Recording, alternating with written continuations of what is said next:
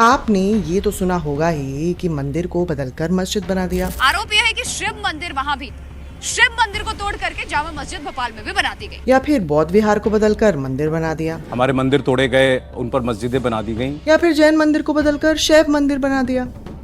पर क्या आपने कभी ये सुना है कि किसी मस्जिद को बदलकर मंदिर बना दिया गया हो? और वो भी कोई ऐसा वैसा मस्जिद नहीं, 800 साल पुराना मस्जिद जो 600 साल तक जामा मस्जिद रहा हो और 200 साल पहले 19वीं शताब्दी में मंदिर बना दिया गया। जब देश का बंटवारा यानी पार्टीशन हुआ तब मस्जिद की इंस्क्रिप्शन को भी हटाने का प्रयास किया गया। किसने बनवाई थी ये मस्जिद और इसे मंदिर क्यों बना दिया गया, जानेंगे आज के एपिसोड में। चलें फिर। हेलो नमस्कार, आपका स्वागत है एक नए एपिसोड में। मैं हूं डॉक्टर रुचिका शर्मा, पेशे से एक इतिहासकार हूं और इतिहास की टीचर भी हूं। इसके अलावा मेरे कुछ और भी क्रेडेंशियल्स डिस्क्रिप्शन बॉक्स में मौजूद हैं। तो शुरू करते हैं। मैं अपने चैनल पर अक्सर मंदिर को मस्जिद बनाया, बौद्ध विहार को मंदिर बनाया, जैन मंदिर को शिव मंदिर बनाया के काफ़ी एग्जाम्पल्स लेकर आ चुकी हूँ, जो कि आप सारे के सारे इस प्लेलिस्ट पर क्लिक करके देख सकते हैं। लेकिन मुझसे डोडोस कहते रहते हैं कि हम बेस्ट हैं सार, हमने कभी कोई मस्जिद को मंदिर नहीं बनाया सार। तो मैंने कहा ठीक है भाई, ले आते हैं वो भी एग्जाम्पल। और इससे पहले कि मैं इस एग्जाम्पल को डिस्कस करूं, ये जान लीजिए कि मस्जिद को मंदिर बनाने के और भी एग्जाम्पल्स मौजूद है भारत में। पर आज हम बात करेंगे राजस्थान के बयाना में स्थित ऊखा मंदिर की, जो कि पहले वेरी क्लियरली मस्जिद था। कैसे पता हमें? सबसे पहले तो इंस्क्रिप्शन से, जो कि फारसी में है और मस्जिद के एंट्रेंस गेटवे पर है। इंस्क्रिप्शन कहती है कि इस मस्जिद को सुल्तान कुतुबुद्दीन मुबारक शाह खलजी के कहने पर मलिक काफूर सुल्तानी मुहरदार ने बनवाया 720 हिजरी में, जो कि रफली है अराउंड 1320 एडी। इंटरेस्टिंग। कौन है कुतुबुद्दीन मुबारक शाह खिलजी? दिल्ली के सुल्तान 1316 से 1320 एडी तक, जो कि सुल्तान अलाउद्दीन खलजी के बेटे थे और उनकी मौत के बाद सुल्तान बने। इन्हीं की अहद में बना था मस्जिद और बनवाया था मलिक काफूर सुल्तानी मुहरदार ने। कौन थे ये? इससे पहले कि मैं ये बताऊं, अगर आपको चैनल पसंद है तो सब्सक्राइब जरूर कीजिएगा और चैनल को सपोर्ट करने के लिए आप चैनल की मेंबरशिप भी ले सकते हैं, सुपर थैंक्स ले सकते हैं, या फिर डिस्क्रिप्शन बॉक्स में मौजूद पेट्रेन लिंक पर क्लिक करके सपोर्ट भी कर सकते हैं। तो कमिंग बैक, कौन थे मलिक काफूर सुल्तानी मुहरदार? अलेक्जेंडर कनिंघम, एएसआई के फर्स्ट डायरेक्टर जनरल, जिन्होंने पुराना किला के नीचे ही महाभारत का इंद्रप्रस्थ है ये मिथ का जन्म दिया था, जिसके बारे में मैंने लास्ट वीडियो बनाया था, आप यहाँ क्लिक करके देख सकते हैं। वही अलेक्जेंडर कनिंघम के हिसाब से ये वो मलिक काफूर हैं जो अलाउद्दीन के यूनक स्लेव थे। यूनक यानी ख्वाजा सरा, आम भाषा में हिजड़ा। लेकिन वो मलिक काफूर की तो 1320 से पहले ही मौत हो गई थी, वो भी बहुत ही बुरे तरीके से बाय द वे, क्योंकि मलिक काफूर का अलाउद्दीन से क्लोजनेस पॉलिटिकली और पर्सनली बाकी नोबल्स को खटकता था। तो जब अलाउद्दीन खलजी की मौत हुई तो नोबल्स ने मिलकर मलिक काफूर को ही मार दिया। तो कनिंघम यहां भी गलत साबित हुए एज यूजुअल। जिस मलिक काफूर ने ऊखा मस्जिद बनवाई वो थे मलिक काफूर मुहरदार, जैसा कि इंस्क्रिप्शन बताती है, यानी जो मुहर रखता, keeper of the royal seal. ये मलिक काफूर कुतुबुद्दीन मुबारक शाह खिलजी के राज्य में बयाना के ही गवर्नर थे और इन्होंने ये मस्जिद बनवाई।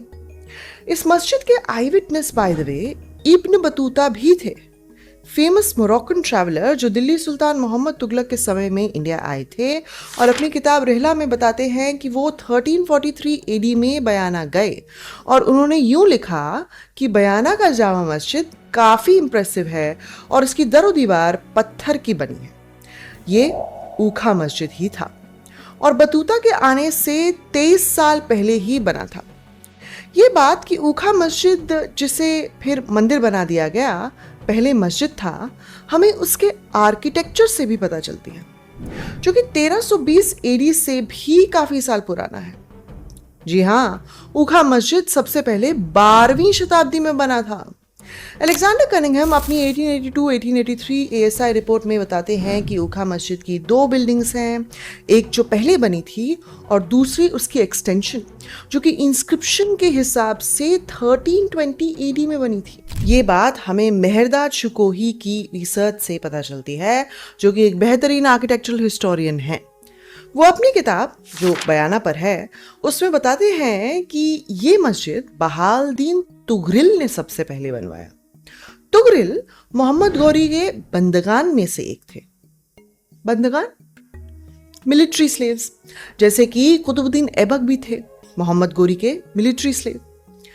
मिनहाजुस सिराज जुज़जानी की दिल्ली की आई विटनेस तारीख तबकात नासिरी हमें बताती है कि मोहम्मद गौरी ने तुगरिल को बयाना का गवर्नर बनाया था और तुगरिल ने यहाँ कई इमारतें बनवाई। बाय द वे, तबकात नासिरी हमें यह भी बताती है कि बख्तियार खलजी ने नालंदा नहीं जलाया।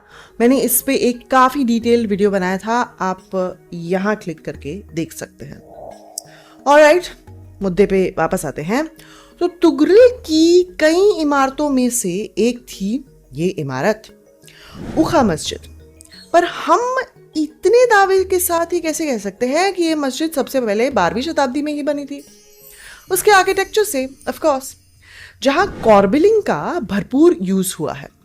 कॉर्बलिंग एक तरह की टेक्निक होती है जहां एक पत्थर के ऊपर दूसरा पत्थर यूं लगाया जाता है कि दूसरा पत्थर बाहर की तरफ हो, यानी प्रोजेक्ट्स आउटवर्ड्स, जैसे कि इस पिक्चर में दिखाया गया है। ये कॉर्बलिंग आर्च शेप देने के लिए या फिर सर्कुलर डोम बनाने के लिए यूज होती थी मॉस्क्स में, तब जब ट्रू आर्च नहीं आई थी। ये है दोनों में डिफरेंस। यूजुअली ये कॉर्बल्ड आर्च दिल्ली सल्तनत के पहले 50 साल में ही देखने को मिलती है। फिर दिल्ली सुल्तान बलबन के मकबरे में ट्रू आर्च आ गई थी। Anyway, back to the point. Ukha मस्जिद में कॉर्बल्ड आर्चेस हैं, उसके अलावा मिहराब भी। मिहराब प्रेयर नीश को कहते हैं, जिसके सामने जमात बैठकर नमाज पढ़ती है।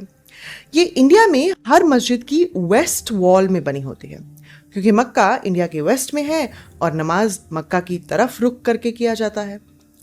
ये है ऊखा मस्जिद की सेंट्रल मिहराब, यानी मेन मिहराब, और ये रही उसके अगल बगल की स्मॉलर मिहराब्स। इसके अलावा इस मस्जिद में एक और भी बड़ी इंटरेस्टिंग चीज है, शाह निशीन रॉयल गैलरी, जो कि मस्जिद के अंदर नॉर्थ ईस्ट कॉर्नर में मेज़नीन फ्लोर पे बनी है, पत्थर की जालियों से ढकी है और इसमें एंट्री के लिए एक सेपरेट स्टेयरकेस भी हुआ करता था। यहाँ मस्जिद की चौथी मिहराब भी है। ये शाह निशीन है, जहाँ रॉयल लोग बैठते थे नमाज पढ़ने के लिए, जैसे कि रॉयल लेडीज या फिर बहाउद्दीन तुगरिल खुद भी, जिन्होंने ये मस्जिद सबसे पहले बनवाई और बयाना के गवर्नर भी थे। बहाउद्दीन 1195-1196 से 1210 तक ही बयाना के गवर्नर रहे, क्योंकि फिर उनकी मौत हो गई। तो ये मस्जिद भी फिर उसी अंतराल में बना होगा और उनके फोर्ट सुल्तान कोट का जामा मस्जिद रहा होगा। मस्जिद की इंपॉर्टेंस फिर बाद में कुतुबुद्दीन मुबारक शाह खलजी ने भी मानी और मलिक काफूर मुहरदार से इसको और भी बड़ा बनाने को कहा, और यूं हुई मस्जिद की एक्सटेंशन 1320 में। इनफैक्ट मलिक काफूर ने यहां से 3 किलोमीटर दूर एक बावली भी बनवाई, जिसे आज झालर बावली के नाम से जाना जाता है। ये बात हमें 2 फारसी इंस्क्रिप्शन से पता चलती है। एक इंस्क्रिप्शन बताती है कि कुतुबुद्दीन मुबारक खलजी के कहने पर मलिक काफूर मुहरदार ने इस बावली को बनवाया 718 हिजरी में, यानी 1318 एडी में। दूसरी इंस्क्रिप्शन कहती है कि ये एक बाइन है, जो कि उस समय बावली के लिए वर्ड यूज होता था, और इसके 4 गुंबद हैं और 4 दरवाजे हैं। क्या होती है बावली? स्टेपवेल, जो कि अंडरग्राउंड वाटर को टैप करने के लिए और रेन वाटर हार्वेस्टिंग के लिए यूज होती थी।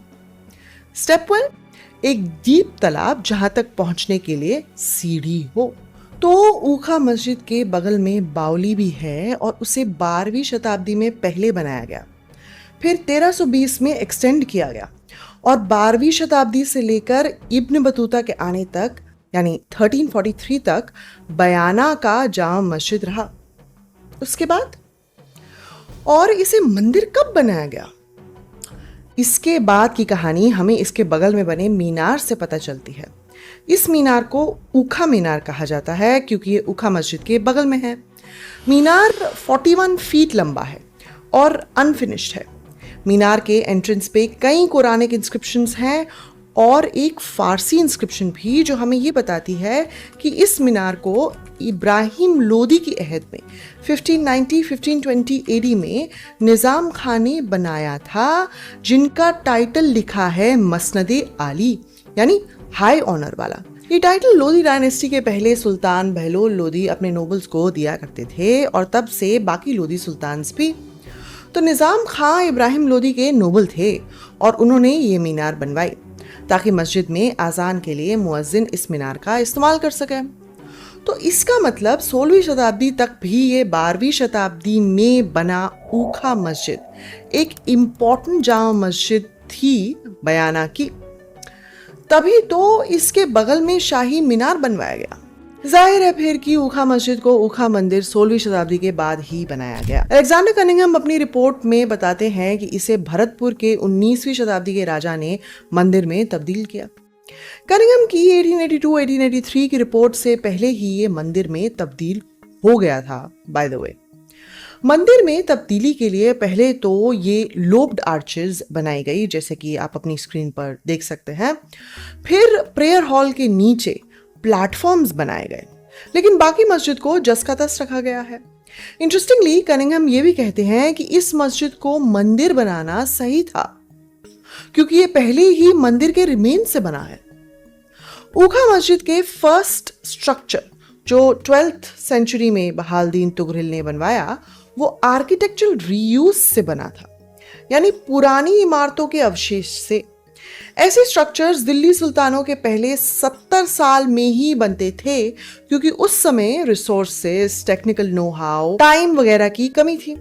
इसीलिए तो ऊखा मस्जिद की एक्सटेंशन जो 1320 में बनी मलिक कफूर मुहरदार द्वारा, वो बिल्कुल फ्रेश मटेरियल से बनी थी और झालर बावली भी और मस्जिद की मीनार भी। इनफैक्ट कितने मंदिर भी पुराने मंदिर के अवशेष से बने हैं या पुराने मंदिर को कन्वर्ट करके बने हैं, जैसे मेगुदी टेम्पल हल्लूर में। और भी कई एग्जाम्पल्स पे वीडियो मैंने बनाए हैं, आप प्लेलिस्ट में जाके देख सकते हैं, मैं डिस्क्रिप्शन बॉक्स में लिंक कर दूंगी। बट मस्जिद का 19वीं शताब्दी में मंदिर बनना इजी नहीं था। क्लियरली कोई तो टेंशन थी इस कन्वर्जन को लेकर, तभी तो मस्जिद की इंस्क्रिप्शन को वही मलिक कफूर मुहरदार वाली 1320 एडी में गढ़ी गई थी, उसी इंस्क्रिप्शन को पार्टीशन राइट्स के समय में बिगाड़ दिया।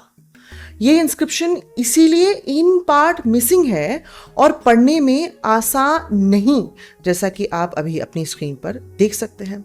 ये टेंशन शायद इसीलिए रही क्योंकि ऊखा मस्जिद उसकी 19वीं शताब्दी की कन्वर्जन से पहले आखिर तक बयाना की मुस्लिम कम्युनिटी के लिए एक इम्पॉर्टेंट मॉस्क रहा होगा, जो कि कन्वर्जन के बाद एक कंटेस्टेड साइट बन गया होगा।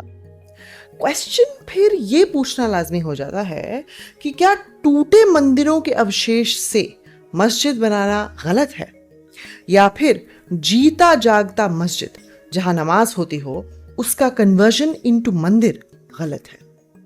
तो ये था आज का एपिसोड। आपको ये एपिसोड कैसा लगा कमेंट सेक्शन में ज़रूर बताइएगा, और अगर पसंद आया हो तो लाइक और शेयर भी कीजिएगा और चैनल को सब्सक्राइब भी कर लीजिएगा। इसके साथ साथ मैं एक बार बता दूं कि डिस्क्रिप्शन बॉक्स में आज के एपिसोड से जुड़ी हुई सारी सोर्सेज की लिस्ट मौजूद है। आप अपनी जिज्ञासा पढ़ना चाहें या फिर मुझे फैक्ट चेक करने के लिए।